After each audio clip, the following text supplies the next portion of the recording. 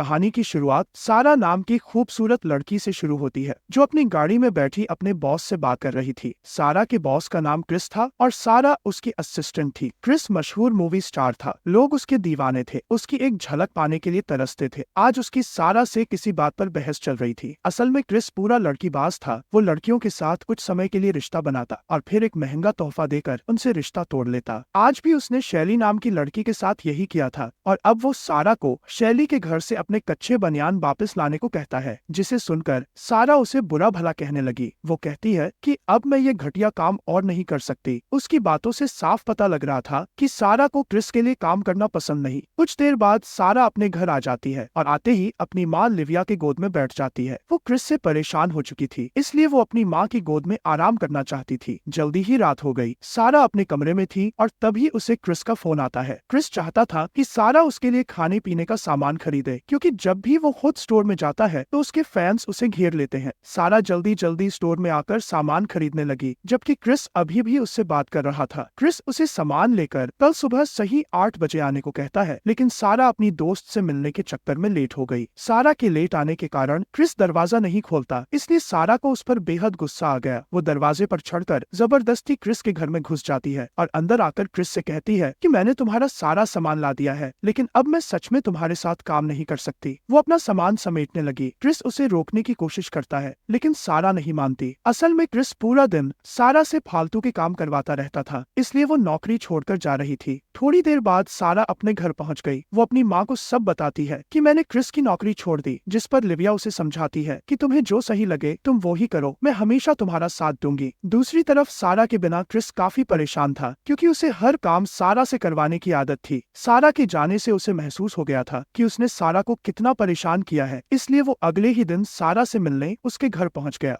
घर के अंदर लिविया गाने सुनते सुनते सफाई कर रही थी। कई बार घंटी बजाने पर भी जब दरवाजा नहीं खुलता तो क्रिस खुद ही अंदर आ गया, जबकि दरवाजे की आवाज से लिविया को लगा कि घर में कोई चोर घुस आया है। वो चोर की धुलाई करने की तैयारी कर लेती है, लेकिन जैसे ही उसकी नजर क्रिस पर पड़ती है तो वो हड़बड़ा जाती है, क्योंकि ये कोई चोर नहीं बल्कि ये तो उसकी बेटी सारा का बॉस था जो उससे मिलने आया था। क्रिस के पूछने पर लिविया बताती है कि सारा इस वक्त घर पर नहीं है। क्रिस को सारा से जरूरी काम था, इसलिए वो उसका इंतजार करने का फैसला करता है। लिविया क्रिस को बिठाकर जल्दी जल्दी अपने कमरे में आकर अच्छे से तैयार होकर क्रिस के सामने आती है। सारा अपनी राइटर दोस्त मॉली के साथ थी, जबकि इधर लिविया और क्रिस घर में घूम रहे थे। क्रिस के पूछने पर लिविया बताती है कि मैं राइटर हूँ, मेरी बहुत सी किताबें छप चुकी हैं। ये सुनकर क्रिस हैरान होने लगा, क्योंकि सारा ने उसे ये बात कभी नहीं बताई थी। घर देखने के बाद ये दोनों दारू पीने लगे और दारू पीने के साथ साथ दोनों खूब सारी बातें भी करते हैं। लिविया बताती है कि 10 साल पहले एक हादसे में मेरे पति की मौत हो गई थी। तब से मैंने किसी भी आदमी को अपने करीब नहीं आने दिया। मैं तो किस करना भी भूल गई हूँ। दोनों ने कुछ ज्यादा ही दारू पी ली थी, इसलिए वो दोनों एक दूसरे के करीब आने लगे और क्रिस उसे किस करना सिखाने लगा। आज 10 साल बाद पहली बार किसी ने लिविया को किस किया था, इसलिए उसकी गुफा में तूफान मचने लगा और वो क्रिस पर टूट पड़ती है। वो उसे अपने कमरे में लाकर पहले अपने कपड़े उतारती है और फिर उसकी शर्ट फाड़ देती है। अभी दोनों ने शुरू ही किया था कि तभी सारा घर वापस आ जाती है। वो एक अंगूर मुंह में डालकर लिविया को पुकारती हुई उसके कमरे की तरफ बढ़ने लगी। वो जैसे ही दरवाजा खोलती है तो अपनी माँ को क्रिस की सवारी करते देखकर वो जोर से चिल्लाती है और अंगूर उसके गले में अटक जाता है और वो दीवार से टकराकर बेहोश हो जाती है। कुछ देर बाद सारा अस्पताल में थी। वो अपनी माँ को अपने बॉस से दूर रहने को कहती है, जबकि लिविया का कहना था कि तुम्हें इतना बुरा मनाने की कोई जरूरत नहीं, हम तो सिर्फ अपनी प्यास बुझा रहे थे। इतने में डॉक्टर आकर सारा को देखने लगा और तभी क्रिस भी वहाँ आ जाता है, क्योंकि वेटिंग रूम में उसके फैंस ने भीड़ लगा ली थी। क्रिस को देखते ही डॉक्टर अपना काम छोड़कर उससे बातें करने लगा, क्योंकि वो भी उसका बहुत बड़ा फैन था, जबकि सारा को ये देखकर गुस्सा आने लगा था। कुछ देर बाद जब वो घर आते हैं तो क्रिस सारा को बताता है कि मैं चाहता हूँ कि तुम काम पर वापस आ जाओ, लेकिन सारा मना कर देती है। उसका कहना था कि अगर अब मैं काम पर वापस आई तो लोग कहेंगे कि मेरी माँ ने मेरे बॉस के साथ सोकर मुझे काम दिलवाया है। क्रिस उसे समझाता है कि मैं यहाँ तुम्हारी माँ के साथ प्यास बुझाने नहीं आया था, बल्कि मैं तो सच में तुमसे ही मिलने आया था। सारा अपने बॉस से कहती है कि साले तुमने मेरी माँ के साथ जो कांड किया है वो दोबारा नहीं होना चाहिए। ये सुनकर क्रिस उससे वादा करता है कि ऐसा कभी नहीं होगा। कुछ दिनों बाद क्रिस शूटिंग कर रहा था और सारा भी उसके साथ थी, टैप पर काम कर रही थी और इसी बीच उसे क्रिस का मैसेज आता है। वो लिविया से मिलना चाहता था लेकिन लिविया मना कर देती है। क्रिस कहता है कि मैं सिर्फ तुमसे बात करना चाहता हूँ। ये सुनकर वो मान गई और अच्छे से तैयार होकर क्रिस से मिलने पहुंच गई। सारा मॉली के साथ क्रिस की स्क्रिप्ट पर काम कर रही थी, जबकि इधर लिविया क्रिस के साथ एक होटल के कमरे में थी। दोनों एक दूसरे से वादा करते हैं कि उस दिन जो हुआ वो दोबारा नहीं होगा। दोनों अपनी अपनी गर्मी को भी शांत रखने का वादा करते हैं। खाना खाने के बाद ये लोग दारू पीने लगते हैं और दारू पीते पीते दोनों के बदन में आग लगने लगी, जिसके बाद दोनों अपना वादा भूलकर फिर से शुरू हो जाते हैं। देखते ही देखते क्रिस ने लिविया की गुफा में धमाके करने शुरू कर दिए। देर रात को जब लिविया अपने घर वापस आती है तो उसे सारा मिलती है। उसके पूछने पर लिविया बताती है कि मैं क्रिस के साथ खाना खाने गई थी। सारा कहती है कि सिर्फ खाना ही खाया या फिर कुछ और भी किया। ये सुनकर लिविया उसे समझाने लगी कि क्रिस अच्छा इंसान है, तुम ही उसे गलत समझ रही हो। इतना कहकर वो अपने कमरे में आ गई और अपनी सास को फोन कर क्रिस के बारे में बताने लगी। वो उसे सारा के बारे में भी बताती है कि उसे क्रिस पसंद नहीं क्योंकि वो उसका बॉस है। लिविया की सास उसे समझाती है कि अगर तुम्हें क्रिस पसंद है तो तुम्हें किसी को सुनने की जरूरत नहीं। अपनी सास से बात कर लिविया को काफी अच्छा लग रहा था और उसने क्रिस के साथ आगे बढ़ने का फैसला भी कर लिया था। दोनों एक दूसरे से प्यार करने लगे थे। दोनों पूरा दिन साथ ही रहते, एक दूसरे के साथ खूब मस्ती करते और मौका मिलने पर अपनी गर्मी भी शांत करते। दोनों एक दूसरे से बेहद खुश थे, जबकि सारा को अब भी अपना बॉस पसंद नहीं था। इसी बीच एक शाम सारा को पता चलता है कि लिविया क्रिस के लिए स्क्रिप्ट लिख रही है। ये देखकर उसे अपनी माँ पर बेहद गुस्सा आने लगा क्योंकि लिविया ने उसे इस बारे में कुछ नहीं बताया था। उधर लिविया क्रिस के साथ एक पार्टी में आई हुई थी। सारा भी तैयार होकर पार्टी में पहुंच गई और लिविया से बहस करने लगी। लिविया उसे समझाने की कोशिश करती है लेकिन सारा का गुस्सा तो 7वें आसमान पर था। वो लिविया की कोई बात नहीं सुनना चाहती थी। जब क्रिस सारा को समझाने की कोशिश करता है तो सारा उसे भी बहुत भला बुरा कहने लगती है। इस वक्त सारा का दिल कर रहा था कि वो गोली मारकर क्रिस की जान ले ले, क्योंकि सारा को लगने लगा था कि क्रिस के आने से लिविया उससे दूर होने लगी है। सारा की बातें सुनकर लिविया को भी गुस्सा आ जाता है और वो भी उसे बुरा भला कहने लगती है, जिसके बाद सारा अपना घर छोड़कर अपनी एक सहेली के घर रहने आ गई। दूसरी तरफ लिविया क्रिसमस मनाने अपनी सास के घर आ गई थी। कुछ ही देर बाद सारा भी अपनी दादी के घर आ गई ताकि पूरा परिवार मिलकर क्रिसमस मना सके। सारा अभी भी लिविया से नाराज थी। वो अपनी दादी को बताती है कि क्रिस अच्छा आदमी नहीं है। ये सुनकर उसकी दादी उसे समझाती है कि लिविया ने तुम्हारे पिता की मौत के बाद अपने बारे में कभी नहीं सोचा। उसने हमेशा सिर्फ तुमसे ही प्यार किया है। अगर आज उसे क्रिस से प्यार हो गया है तो हमें उसकी खुशी में शामिल होना चाहिए। इसी बीच सारा की नजर लिविया पर पड़ती है जो क्रिस का स्वागत कर रही थी। रात को पूरा परिवार साथ मिलकर खाना खाने लगता है। लिविया की सास को भी क्रिस पसंद आता है और क्रिस भी उनसे मिलकर काफी खुश था। खाना खाने के बाद दोनों सास बहू बैठकर बातें करने लगती है। लिविया बताती है कि सारा का बाप मुझसे तलाक लेना चाहता था क्योंकि उसका किसी और के साथ चक्कर चल रहा था, लेकिन तलाक लेने से पहले ही उसकी मौत हो गई और उसके चक्कर के बारे में किसी को कुछ पता नहीं चला। क्रिसमस मनाने के बाद अगले ही दिन ये लोग वापस जाने लगे। जब सारा क्रिस की गाड़ी में सामान रखने लगती है तो उसे गाड़ी में वही तोहफा मिलता है जिसे देखकर क्रिस लड़कियों से ब्रेकअप करता था। सारा समझ गई कि अब वो उसकी माँ से ब्रेकअप करने वाला है। पहले तो सारा कुछ नहीं बोलती, लेकिन जब वो सभी लोग घर वापस आ जाते हैं तो सारा से रहा नहीं जाता और वो लिविया को तोहफा दिखाकर बता देती है कि क्रिस जब भी ब्रेकअप करता है तो लड़की को यही तोहफा देता है और अब ये तुम्हारे साथ भी वही करने वाला है। लिविया को सारा की बात पर यकीन हो जाता है और वो क्रिस को अपने घर से जाने को कह देती है। कुछ दिनों बाद नया साल था, लेकिन कोई भी खुश नहीं था। इसी दौरान सारा क्रिस से मिलने उसके घर आती है। यहाँ क्रिस उसे बताता है कि मैं तुम्हारी माँ से ब्रेकअप नहीं करना चाहता था, मैं तो उससे बहुत प्यार करता हूँ। वो तोहफा तो शैली ने वापस कर दिया था और मैं उसे गाड़ी से निकालना भूल गया था। सारा भी समझ गई थी कि क्रिस अच्छा इंसान है और वो सच में उसकी माँ से बहुत प्यार करता है, इसलिए उसका मूड ठीक करने के लिए वो उसे एक स्टोर में ले आती है। दूसरी तरफ सारा की दादी लिविया को लेकर स्टोर में पहुंच जाती है। जैसे ही लिविया अंदर आती है तो उसकी नजर क्रिस पर पड़ती है और दोनों एक दूसरे को देखकर हैरान होने लगते हैं। असल में ये सब तो दादी पोती की योजना थी ताकि वो लिविया और क्रिस को मिला सकें। सारा अपनी गलती के लिए दोनों से माफी मांगती है और वहाँ से चली जाती है। कहानी के आखिर में लिविया भी क्रिस को माफ कर देती है और इसी के साथ इस कहानी का यही अंत हो जाता है। हमारी वीडियो देखने के लिए बहुत बहुत धन्यवाद। अगर आप ऐसी ही वीडियोस के दीवाने हैं तो प्लीज मेरे चैनल को जरूर सब्सक्राइब करें। मिलते हैं अगली वीडियो में, तब तक के लिए नमस्कार।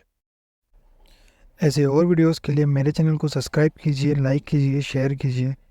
Thank you.